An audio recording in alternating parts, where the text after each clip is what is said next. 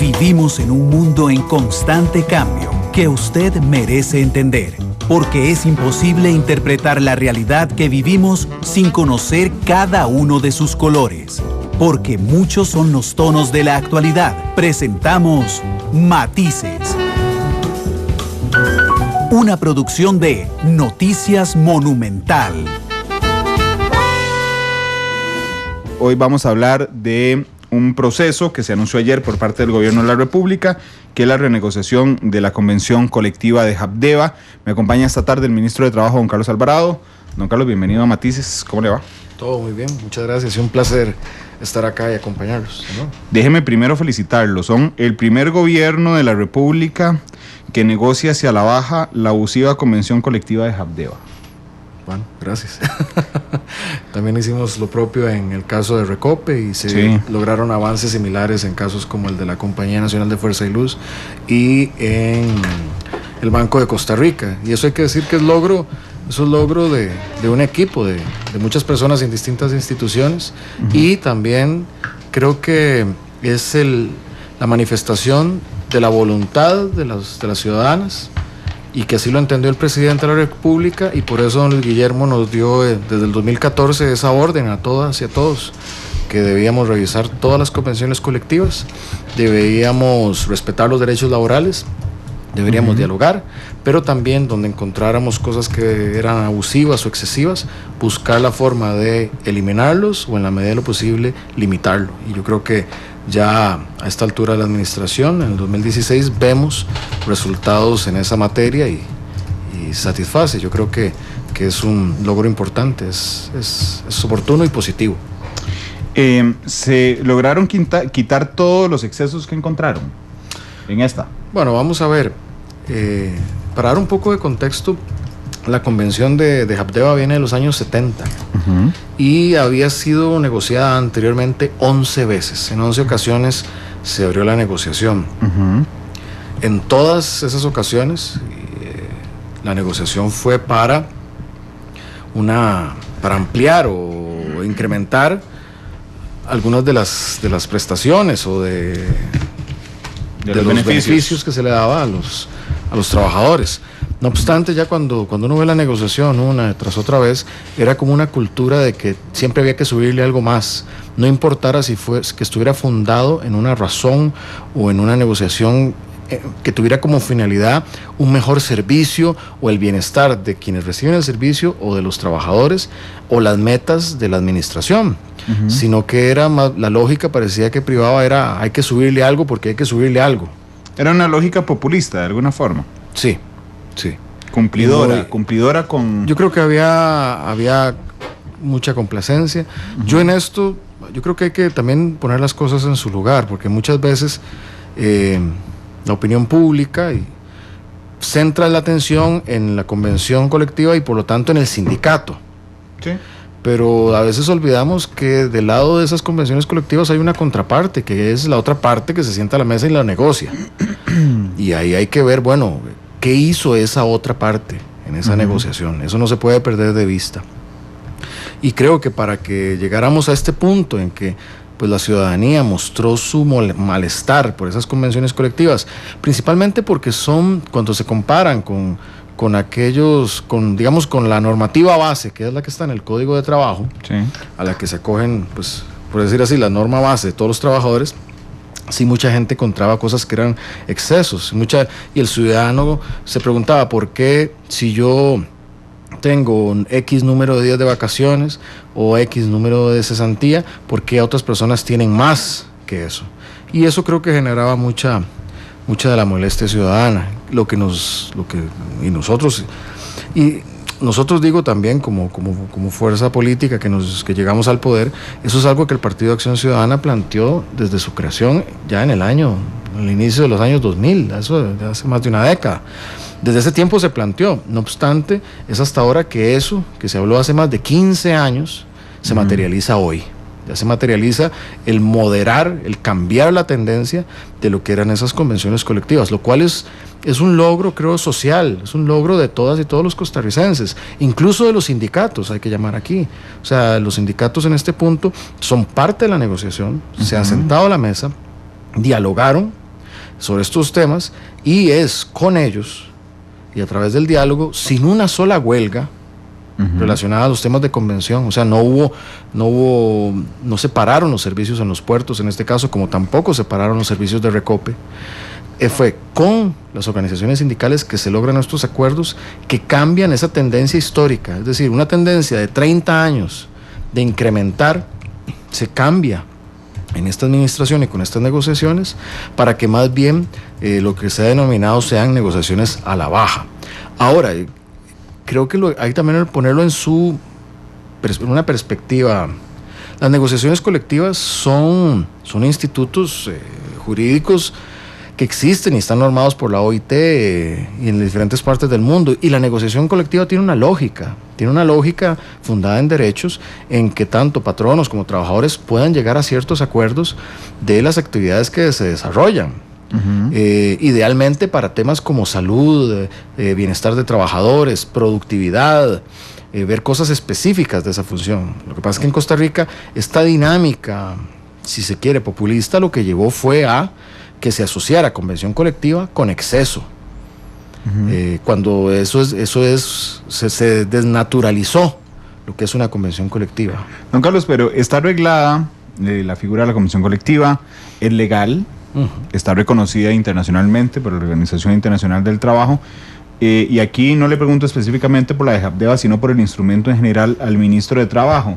Es una herramienta y un instrumento desfasado, porque es que, digamos, en Costa Rica se da una explosión en los años 60 y 70 de convenciones colectivas, pero es por el modelo de desarrollo que seguíamos en ese momento, de un Estado muy fuerte, un Estado casi empresario, donde necesitaba jalar a población trabajadora a las organizaciones del Estado. Yo creo que no, tiene mucha vigencia, porque la base de la convención colectiva es también el diálogo, y eso es muy importante. Hablemos, por ejemplo, no solo de convenciones colectivas en el sector público, hablemos de convenciones colectivas en el sector privado, sectores donde hay como ese sector bananero, y ahí hay acuerdos entre patronos y trabajadores que lo que procuran es la mejora de las condiciones laborales, y esos tipos de acuerdos que procuran más bien la retención de personal, por ejemplo. Y eso es una práctica que se da en muchas empresas del sector privado, porque son mercados dinámicos, que el personal se moviliza de empresas a otras dependiendo de las condiciones. Claro. Muchas veces es a través de convenciones colectivas, que son acuerdos de negociación no individuales, sino grupales. Y es buscar ciertas condiciones pues que generen un acuerdo entre patronos y trabajadores, reglas claras, para lo que son cosas salariales, para beneficios, para temas de salud ocupacional, por ejemplo. Y yo creo que entonces es una de las cosas positivas que yo veo de estos cambios de tendencia, es que yo aspiraría a que las discusiones sobre convenciones colectivas logremos encauzarlas hacia eso, hacia el bien común, hacia el bien, si es del sector público, hacia primero tutelar el servicio que se da. Es decir, no solo pensar de la puerta hacia adentro, sino pensar en lo que se le da a la ciudadanía. Hay que recordar que esta tendencia viene como un pedido de la ciudadanía, y una de las cosas que satisface es poder decir que en este tema se ha cumplido, se está cumpliendo. Con lo prometido se está cumpliendo. Dijimos que íbamos a trabajar en relación a delimitar estos abusos, y lo estamos demostrando con hechos. No es retórica. Ahí hay elementos ya firmados, convenciones homologadas, no en un caso, sino en varios casos, que reafirman se ha hecho, se ha cumplido, y eso nos satisface. Pero no debería tampoco convertirse, creo yo, ahora en decir, bueno, vamos a erradicar las convenciones colectivas, vamos a eliminarlas todas. Creo que hay que llevar la discusión nuevamente a ese origen del diálogo social, que sea un instrumento no solo para trabajadores, también para patronos, de buscar poner cosas sobre la mesa. Pero usted encuentra, siguiendo la lógica que está utilizando usted encuentra en la convención colectiva de Habdeba, la vieja y la nueva, digamos, que entra en vigencia, ha encontrado elementos que tengan que ver directamente con el servicio que se le da a la ciudadanía, porque cuando uno lee algunas convenciones, como la de Recope, por ejemplo, la vieja de Recope y algunas partes de la nueva, y la nueva de Habdeba, no entiende realmente que nadie que negociara eso estuviera pensando en la ciudadanía, estaba pensando necesariamente o en la plata de la institución, que muy pocas veces se piensa eso, o en el beneficio de los trabajadores, porque temas de cesantía, temas de ahorro del trabajador, temas de fiestas de Navidad, ¿qué tiene que ver eso con el servicio público que brinda Habdeba, por ejemplo? No, en efecto no, pero vamos a ver, eso es un legado es el legado de la tradición anterior. Sí, no, yo estoy de acuerdo, por eso le pregunto si en la convención que usted conoce bien, usted encuentra en esta, y entiendo que son ustedes, déjeme ponerlo en términos muy dramáticos, esclavos de las negociaciones anteriores, porque hay algunos beneficios que se convirtieron en derechos adquiridos y que ustedes no pueden quitarla. Pero hay elementos en la convención colectiva de Habdeba que usted diga, sí, claro, esto es muy razonable porque tiene que ver con el servicio que brinda Habdeba. Vamos a ver, yo si bien no está aún manifiesto en convenciones, porque hay que ver que esto es un cambio y estamos cambiando esas negociaciones de origen, sí veo elementos muy positivos que podrían apuntar hacia eso. Pongo el caso específico, en Habdeba.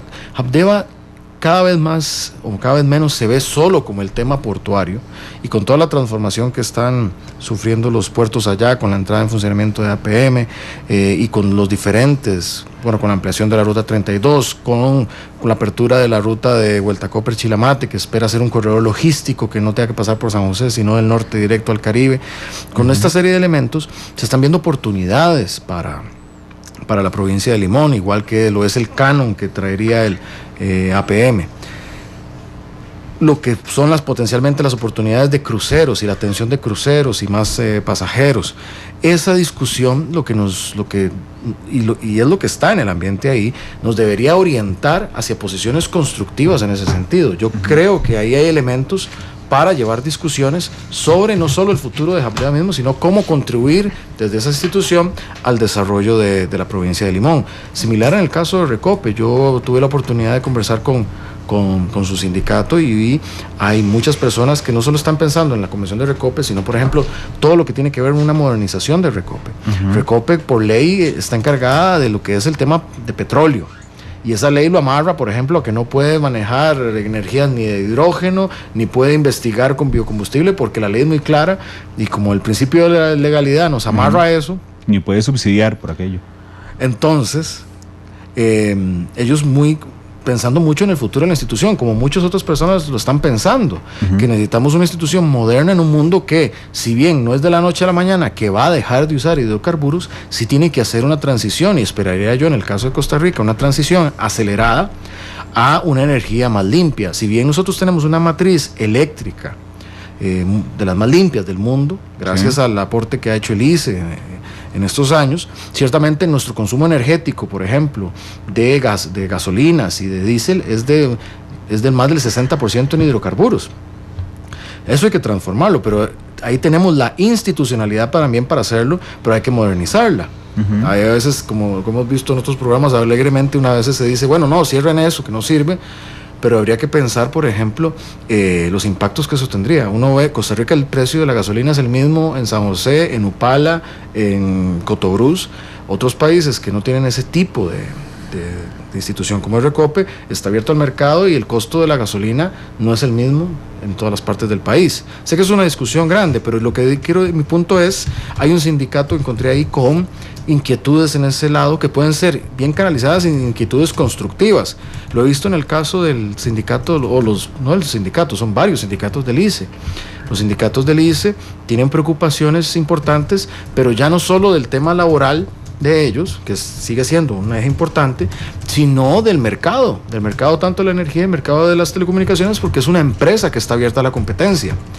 Hay culturas, hay casos, por ejemplo, como el caso en Japón, donde muchos de los sindicatos de trabajadores no solo tienen que ver con los temas laborales, que son, claro, importantísimos, no hay que soslayarlos, pero también entran en materia como de productividad, cómo hacer más eficiente los turnos, cómo producir más, porque a la larga, el que a una empresa, sea pública o privada, le vaya bien, se traduce en beneficios también para sus trabajadores, debe traducirse en beneficios para sus trabajadores, y trabajadores motivados, trabajadores con propósito, le van a producir más a esa empresa. Claro, creo que hacia ese paradigma es el que tenemos que movernos, colaborativos, de competir hacia arriba, en ser mejores, y no en paradigmas confrontativos que lo que nos pone es a meternos en esquinas, a pelear con nosotros mismos, con cosas a la larga, a veces sin mucho sentido, y que no nos ayudan en un mundo que demanda más agilidad para el progreso.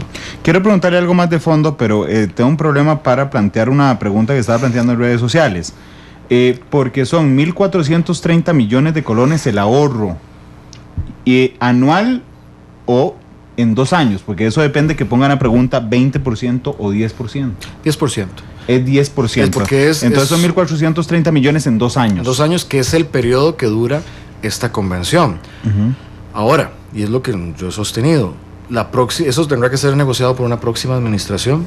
Y la ventaja no solo es el monto, sino es el precedente. Sí, no, yo estoy de acuerdo, ya le voy a pasar eso de fondo. Ese ahorro yo esperaría que se proyecte más en el futuro. Y ese monto, además, no considera el ahorro proyectado que tendría la modificación en la cesantía, en el caso de Habdeba, que pasaría de 20 a 15 años para los nuevos trabajadores. Bueno, la pregunta que les estoy planteando en redes sociales es si les parece suficiente una reducción del 10% en la convención colectiva de Recope.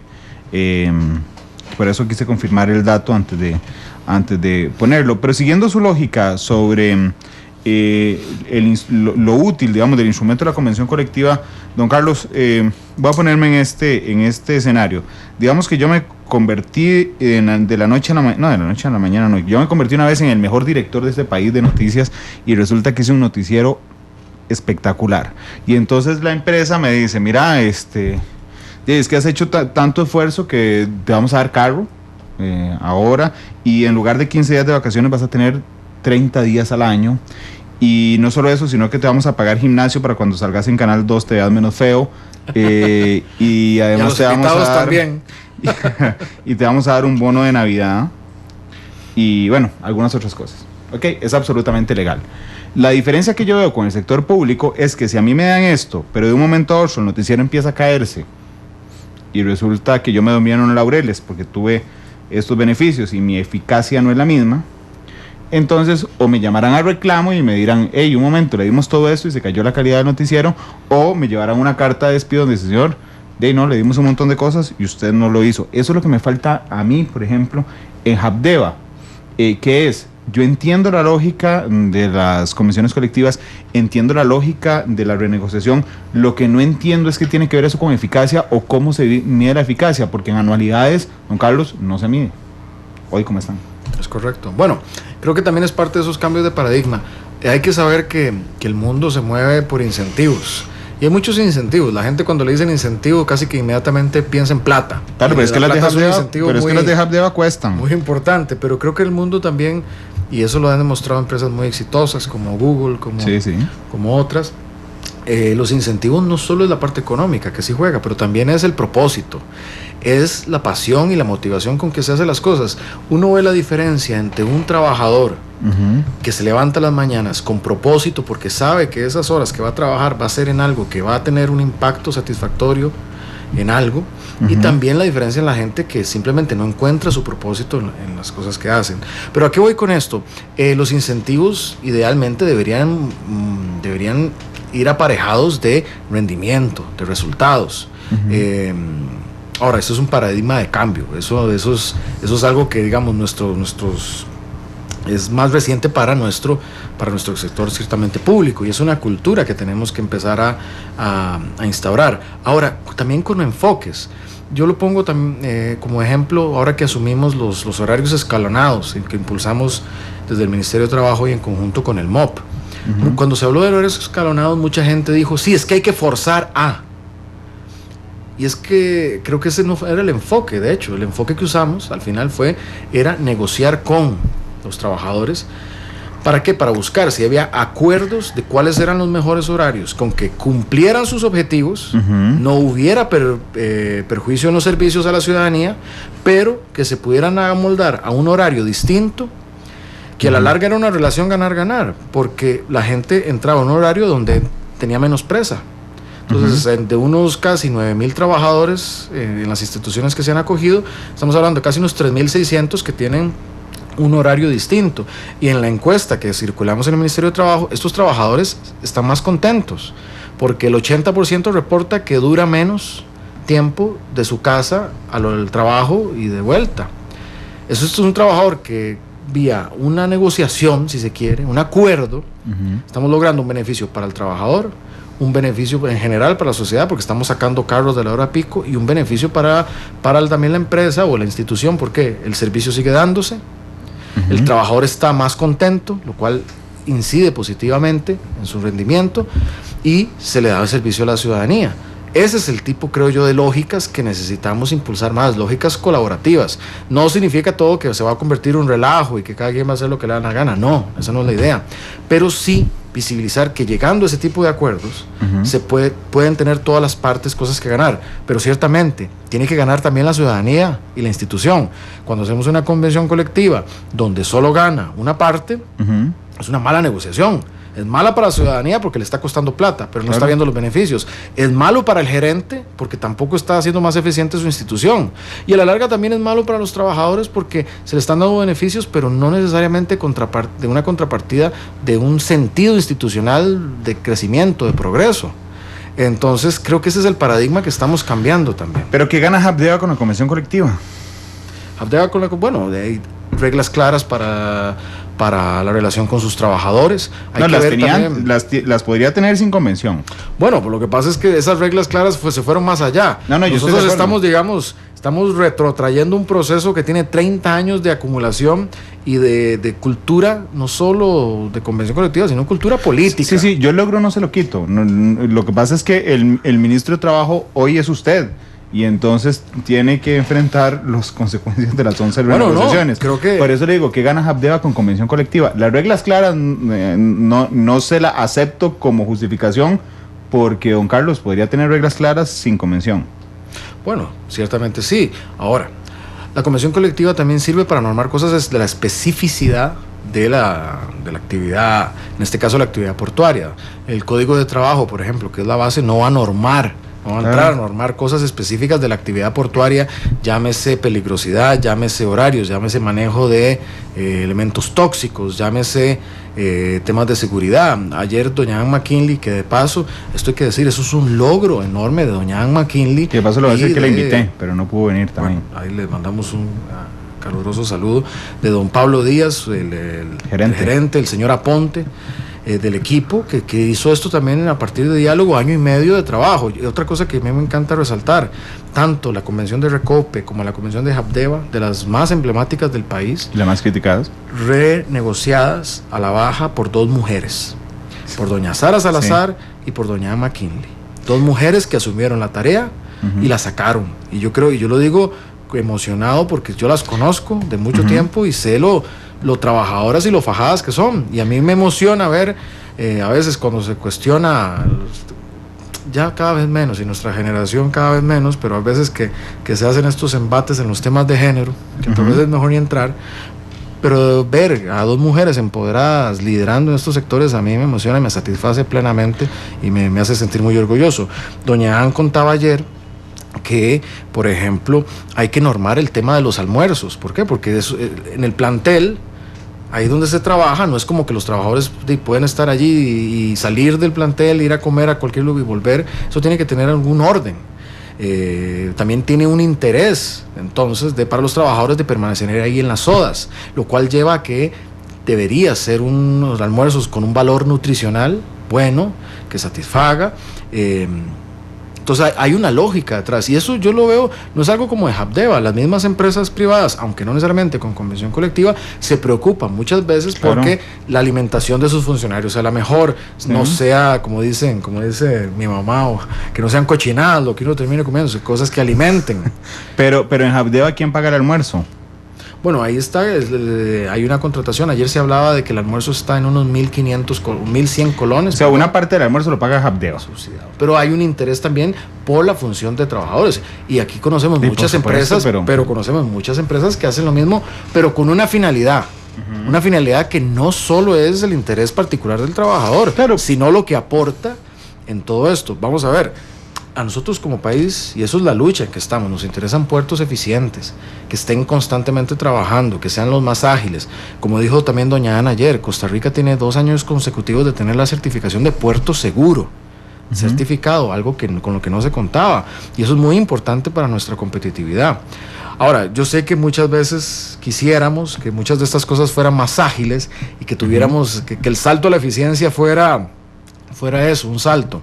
Pero esto es un proceso y son pasos los que están dándose. Claro, lo que pasa es que hay una diferencia entre administrar plata propia ni administrar plata a nadie, porque la plata de Habdeba son fondos públicos, y fondos públicos, bajo una semántica un poco amplia, es plata a nadie es dueño de la plata.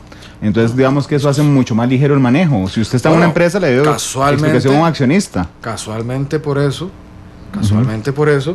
es que, vamos a ver, la pregunta sería, ¿están hoy, en ese sentido, están hoy, con esta negociación, está hoy mejor tutelado el interés público y el recurso público que ayer? Yo pensaría que sí, que está mejor tutelado. Igual en una empresa privada, sí, no sé, se malgastan, sale el gerente. Así es, pero bueno, a la pregunta, ¿está mejor tutelado el dinero público invertido en Habdeba? Sí. Sí. Hoy sí. Sí. Hoy sí. No, más que ayer. Hoy sí. Hoy sí. Está bien. Lo digo yo muy Yo se lo admito, contento. creo lo mismo. Ahora, como dicen, a mucha honra, sí. Le hago otra pregunta. ¿Está suficientemente tutelado hoy en la inversión pública que se hace en Habdeba? Se puede mejorar. Se puede mejorar. A mí, ¿sabe por qué fue la sonrisa de ahora? Antes, porque es que usted escoge las palabras con mucho cuidado, no por otras cosas comunicadoras además. Pero en la misma lógica, vea, hay dos opciones, don Carlos, sí y no. En la primera yo le pregunto, ¿está mejor regulado que ayer la inversión pública en Habdeba? ¿Usted dice? Definitivamente sí. Ok. Segunda pregunta en sí o no. ¿Está suficientemente resguardada la inversión pública que se hace en Habdeba? Se puede hacer mejor. Eso es no. No, se puede hacer mejor. No, claro, se puede hacer mejor, es que no es suficiente, falta. Sí, pero ese es el dilema de Costa Rica en general. O sea, somos un país, somos un país que el problema nuestro es que estamos en muchas cosas en media tabla. ¿Sí? Entonces, para unas cosas nos vemos contentos, satisfechos con el vaso medio lleno, y para otras cosas nos vemos insatisfechos y el vaso medio vacío. Y yo creo que nos pasa mucho, eso es algo muy tico. Cuando estamos fuera del país solemos ver el vaso bastante medio lleno, entonces nos enorgullecemos de muchos de nuestros logros, con el ejército, con la seguridad social, con la educación. Y cuando estamos a veces dentro del país y nos metemos en una dinámica muy endogámica, muy de nosotros mismos, nos sentimos muy negativos por unas cosas, muy negativos por otras. A ver, yo creo que hay que poner las cosas en su dimensión. Y yo creo que esta es una pregunta, si bien es una pregunta de sí, no, hay que ponerla en su dimensión. Yo creo que hay espacio para mejora, sí, pero yo me siento satisfecho de que vamos caminando en esa dirección. Claro, no, porque si en la siguiente pregunta que le puedo hacer de sí o no es si está satisfecho con lo que han hecho. Seguramente la respuesta será sí. La que me falta es respuesta corta de la segunda, pero no se la voy a sacar. Si me siento satisfecho, sí me siento satisfecho, pero no. Me alegra el progreso, pero satisfechos no podremos. Yo creo que no podremos estar hasta que veamos otros logros y en desarrollo, y que se traduzcan en desarrollo humano, en temas energéticos, en que podamos decir que tenemos uno de los puertos, si no el más. Yo creo que, pero es eso lo que nos mueve. Pero porque ante esas preguntas, Sandra, creo que es muy importante, porque como costarricenses tenemos dos opciones. Una es decir, qué tirada, sí, falta mucho y no se logra, y eso nos pasa mucho, y nos ponemos negativos, y es que aquí en Costa Rica no se puede nada. Nos metemos en ese discurso, y eso nos lleva a un inmovilismo, nos enclochamos en nuestra propia negativismo.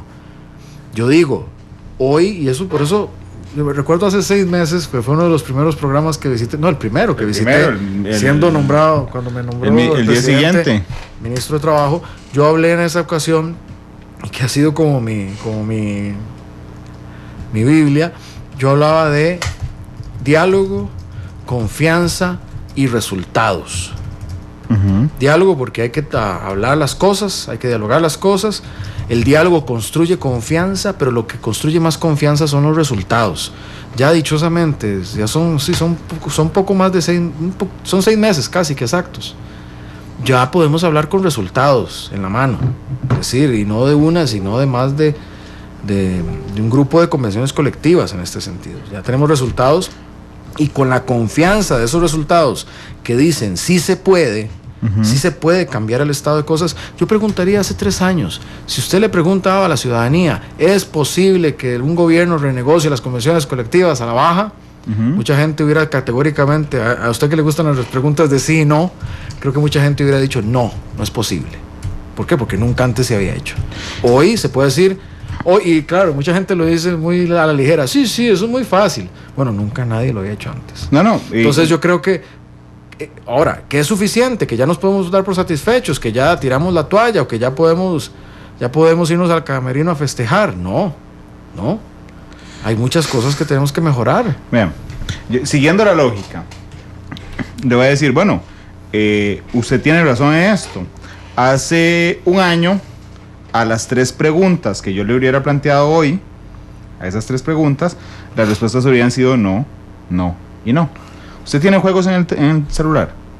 No le voy a preguntar cuál, pero ¿tiene algún juego? Tenía un ajedrez y lo quité porque eso va a sonar una historia, pero se me llenó el espacio y la memoria, entonces una de las primeras cosas que se fue el ajedrez. Bueno, yo tengo uno de fútbol.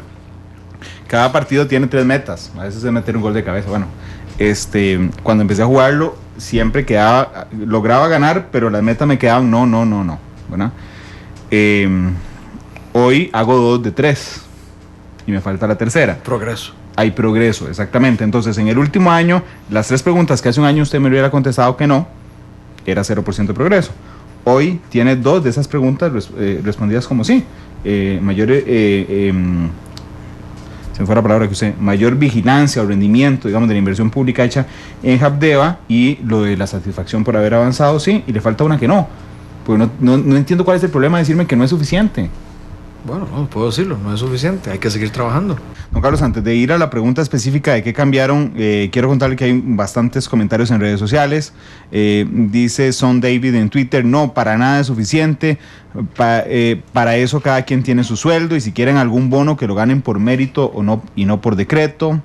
Monet dice, si no les gusta trabajar por un salario como todos nosotros, que se vayan de Recope. Las convenciones colectivas son abuso, un 10% no es suficiente. Le preguntan, lo sostienen, pero yo le voy a preguntar porque no conozco, ¿es cierto que a los funcionarios de Habdeba, si no comen en este almuerzo subsidiado, les dan el efectivo? Estaba antes que con un tema hay todo un tema con las cajas de leche que incluso se llegó a regular. ¿Sí? Había con un derecho a tener un cartón de leche, pero eso también tenía que ver con la calidad. Es un tema más administrativo, la calidad del proveedor de la soda. Hay todo un tema sobre estos... En resumen, ¿sí se les da la plata? No, tenía lo último que tenía era el tema del cartón de leche. Sí se reguló el tema de los cartones de leche, que era todo un tema también. A ver, económicamente tenía un rubro, pero no era el rubro mayor. Lo que pasa es que usted sabe que en el mundo de las imágenes y los símbolos están hablando, bueno, ¿por qué le dan cartones de leche? Cuando a mí nadie me da un cartón de leche, eso genera una molestia. Incluso una de las cosas que se reguló, había una disposición que por exposición a cosas con toxicidad o en eso, en la convención anterior se hablaba de dar un cartón de leche, como había una creencia de que la leche era una forma de proteger. Y digamos que, bueno, lo que hicimos en esta convención fue pedirle un criterio al Ministerio de Salud sobre qué era lo oportuno, y el mismo ministro Llorca con su equipo lo que responden es: lo oportuno cuando hay una situación de esta es llevar el tratamiento por toxicidad, o sea, si hay algún tipo de intoxicamiento, algo por el estilo, pero no con la leche. Entonces, digamos, eso, a partir de un criterio técnico, se quita de la convención, pero sí hay un protocolo para la atención. Aquí yo creo que lo importante es eso, es llevar la discusión a los temas fundamentales. Está bien, pero ¿les dan la plata? No, en ese caso creo que no, pero aquí estoy tratando de abrir el resultado para ver esos extremos. Cosas importantes. Uno, el tema de la cesantía para los nuevos funcionarios, que pasa de 20 a 15. Pero no sé, yo le doy chance de que lo abra, ¿verdad? Sí, no, lo que pasa es que está ganando tiempo. La conexión no está... Yo le doy chance de que lo abra, pero quiero responderle a la persona que pregunta. No, yo me comprometo a darle esa respuesta específica. Ya le voy a preguntar los cambios. Dice Monet, las convenciones deberían estar atadas a la productividad. Si pasan las metas progresivamente, ganarían más porcentaje de la convención. Debería ser un recorte del 85%, dice Mario Villalobos. Demasiado poco el rebajo, dice Leo. Bueno, aquí le preguntan, usted escoge si contesta, don Carlos, porque no es específicamente de Habdeba, sino de Recope. Lo que pasa es que usted renegoció también la convención. ¿Qué opina el ministro de que Recope subsidia a empresas privadas y cargue el precio de los combustibles? Bueno, vamos a ver, creo que eso es una discusión de fondo y es importante darla. ¿Sí? Con el decreto que se estipuló ahí, hay vamos a ver, hay actividades importantes que generan empleo en el país que dependen de ese tipo de combustibles. 90 empresas. El hecho que no se hiciera eso bajaría la competitividad de esas empresas y lo que generaría es, sí, no las subsidiamos, pero perdemos 90 empresas importantes en el país. Entonces ahí es donde hay que hacer esos balances. Ahora, por eso yo creo que necesitamos salir de muchas discusiones a veces ideologizadas que tenemos y pensar el fin. El fin de una política como esa es defender la productividad del empleo. Ahora, que eventualmente tengamos que buscar una forma de que no tenga que ser a través de un subsidio, sino de otra energía que sea más barata, o de otro proceso, o de apoyar a esas empresas a cambiar tecnología, sí, también, pero creo que hay que verlo en ese contexto. Yo creo que meternos en una discusión de subsidios sí, subsidios no, sin más, no cumple con el objetivo final. Aquí lo que hay que ponderar, poner en la mesa, a veces la realidad no es solo blanco y negro, sí o no. Tiene matices. Exactamente. Así es, pero bueno, y no lo invité nunca antes, mejor dicho. No lo invité a hablar de esto, pero usted sabe, y públicamente lo sabe, Noticia Monumental ha estado desde hace muchos meses detrás de este tema. Esas empresas subsidiadas por todos, porque todos pagamos 9 colones más en el litro de combustible, generan 300 empleos, 300. A cambio, 4 millones de ticos pagamos 9 colones por combustible. Tenemos que ver también lo que tiene que ver en otros... Usted es muy proactivo, podría ir a plantear que ayuden a las empresas a cambiar esa tecnología. Y además habrá que ver si le trasladan al usuario ese vamos subsidio. A ver, mi hipótesis, vamos a ver, en Costa Rica pasamos de un modelo en que el Estado, no era que el Estado subsidiaba, que era que el Estado tenía esas actividades, y eso fue un modelo dominante. Pasamos al otro extremo, en el que y es el que venimos saliendo, creo yo, un modelo donde todo se deja al mercado, pero ahí es la ley de la selva y del más fuerte. Yo creo que tenemos que transitar a un modelo en el que el Estado es un aliado, un aliado para la producción. Ahí, por ejemplo, un tema fundamental en esto es la innovación. La innovación requiere inversiones de riesgo, y muchas veces una inversión de riesgo para una empresa, sobre todo en un país que no está en la vanguardia en temas, inversiones de riesgo no son las prioritarias. Muchas veces es importante que el conocimiento, que la inversión, el Estado la respalde, para que cuando se tengan esos avances de punta, la empresa privada pueda disfrutarlos y pueda exponenciar esos beneficios, y pueda generar empleos y pueda generar bienestar compartido. Estoy de acuerdo con usted. El Estado tiene un rol ahí. Claro, pero ponernos insisto, no lo invito a hablar de esto. Pero eso cuesta plata. Eso cuesta plata. Por supuesto. Y plata de los costarricenses. Pero por eso es tan importante que tenga beneficios. Darle seguimiento a eso. Lo voy a invitar a una cosa. Revise si esos subsidios se trasladan al usuario final. Pero bueno, 2,55, insisto, no lo invité a hablar de eso. Otro día hablamos de eso. Los cambios en la convención colectiva de Habdeba, uno es la cesantía. Entiendo que tenían 20 años, ¿verdad? De cesantía, y pasaron a 15. Es correcto. Aquí yo quiero hacer dos matices. ¿Los nuevos o los actuales empleados? Los nuevos. Los nuevos. Eso significa que los actuales empleados siguen teniendo los 20 años, que es casi el triple de lo que tenemos el resto. Pero hay que considerar que tendrían... Las respuestas que empiezan con pero son interesantes. Tienen derechos adquiridos. Entonces, por más de que nosotros hubiéramos llegado a una negociación en la que se baja para todos, muchos pudieron haber apelado, y con una altísima probabilidad de éxito, de que tenían un derecho adquirido por una convención de 20 años. Entonces, sería un engaño hacerlo probablemente de otra forma. Por eso es que se mueve en esta dirección. Le entiendo ese matiz. El otro matiz, ¿por qué 15 y no 8, como el resto de funcionarios en el país? Bueno, hemos hablado, eso es toda una discusión que tiene no solo Habdeba, sino el país. No, por supuesto. Toda una discusión de en Habdeba, ¿por qué 15? Bueno, esa es toda una discusión. ¿Por qué la Sala Cuarta dijo que 20 era el tope? Bueno, en Costa Rica la Sala Cuarta dijo el 20 es lo que se consideraba para ellos razonable. Sí, está bien, pero no le pregunto, digamos, en razones de fondo reflexivos como sociedad, sino por qué en esta negociación, en esta renegociación de la convención, se quedó en 15. ¿Era por un tema de viabilidad política, porque los sindicatos lo pidieron, porque si bajaban de 15 les iban a brincar y no les iban a permitir? ¿Por qué no a 8? Parte de la negociación. El gobierno, de hecho, en los puntos de partida, el gobierno pues estaba en otros temas a la baja. Y eso es como en parte de cualquier negociación. Nosotros planteamos muchas cosas, no obtuvimos todos, pero sí logramos cosas, una de ellas esta. Sí, dice Roberto Sánchez que a mí me falta, bueno, a nosotros, supongo que la radio, están faltos de creatividad para hacer ver ese logro como algo negativo. Bueno. En el caso de... Porque aquí ya tengo lo de los almuerzos, que si no comen se les da el dinero, solo se les da una caja de leche. Antes se les daba el costo de la comida en leche, pero podía ser más de una caja, ahora se limitó. Ahora solo se les da la leche, ¿es así? No, si no comen... Ajá, si no comen... Si no comen, sí se les da... El efectivo. No, si no comen, no se les da el dinero. Y se mantiene lo de la caja de leche. Ok. Es algo que ha venido históricamente. Si no comen, no se les da el efectivo. Ok, solo la caja de leche. Correcto. Listo, para dejarlo claro, dice Juan José Echeverría: Carlos es uno de los mejores ministros de este gobierno. Pregúntele por qué el IFAM eliminaron los derechos adquiridos de los trabajadores. Bueno, respuesta rápida para seguir con lo de agradecerle el comentario, y creo que el tema específico de IFAM habría que verlo con doña Yanina. Con gusto podría entrar a verlo, pero no lo tengo en conocimiento aquí a mano. Ok, la cesantía la bajaron de 20 a 15 para los nuevos trabajadores. Perfecto. ¿Qué más bajaron? Bueno, se bajaron los días de licencia por matrimonio. Voy a hacerte aquí la lista de lo... Sí, por favor. Bueno, es que está llegando a la... Aquí.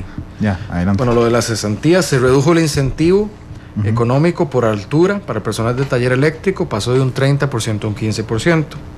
Se redujo a la mitad la licencia por calamidad doméstica, ¿sí? Pasó a 2 días. Se limitó a 3 días al año el permiso. ¿Cuánto era antes? ¿Tiene el dato de cuánto era antes? Aquí tengo abajo, un segundo. Es que son muchas cosas.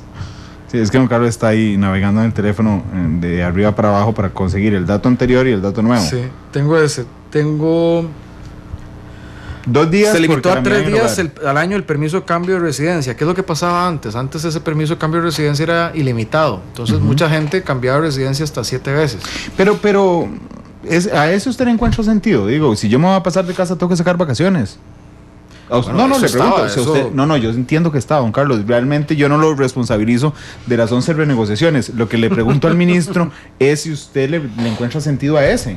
Bueno, podría ser importante. Yo cuando me mudé de mi casa, ciertamente necesité el espacio, aunque sí, lo hice un fin de semana y cogí un pedazo en viernes.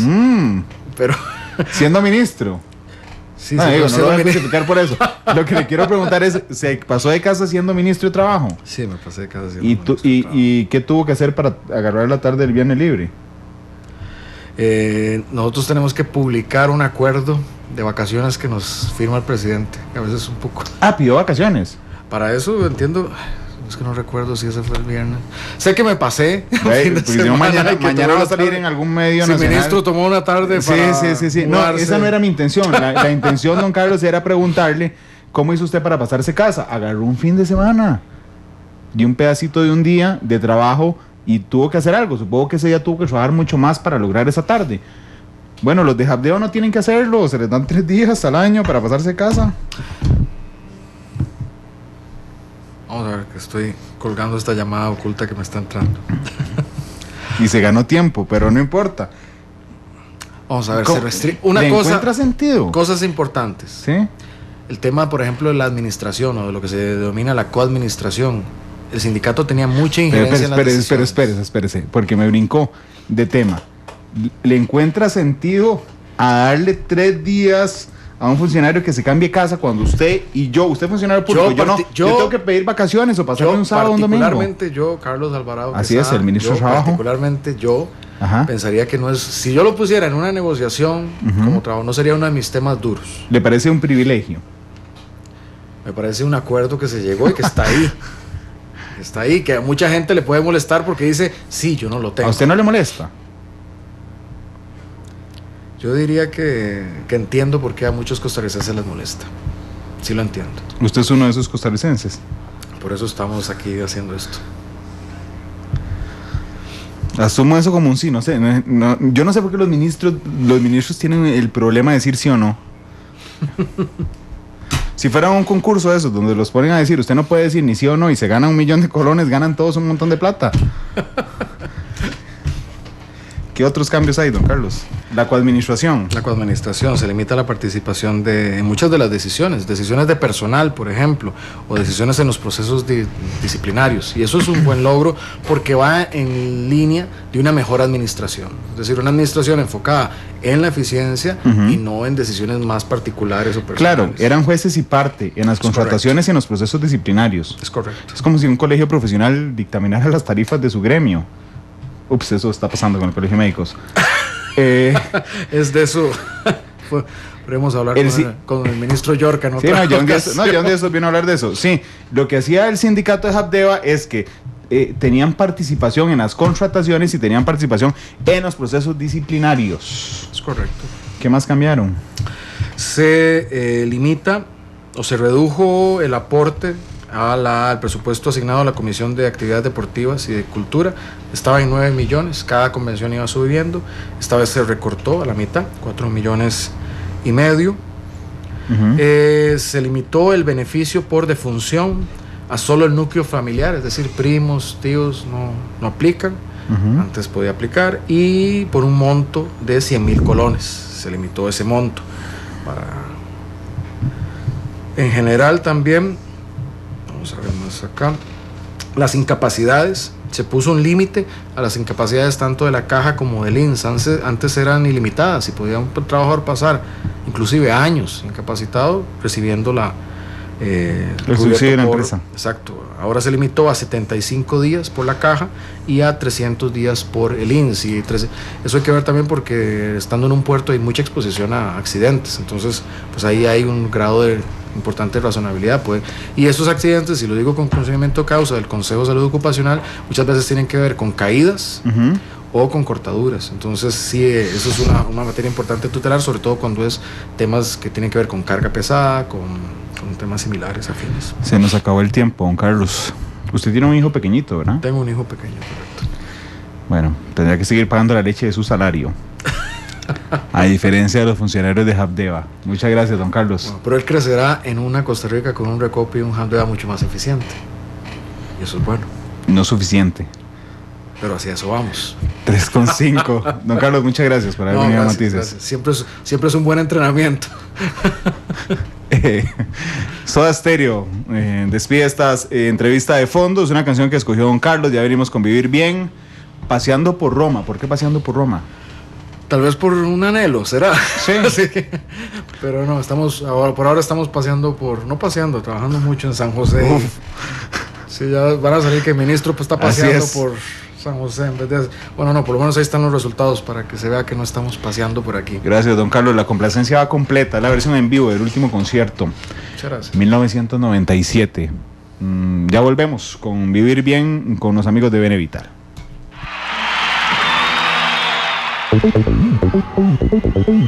Mañana es mejor.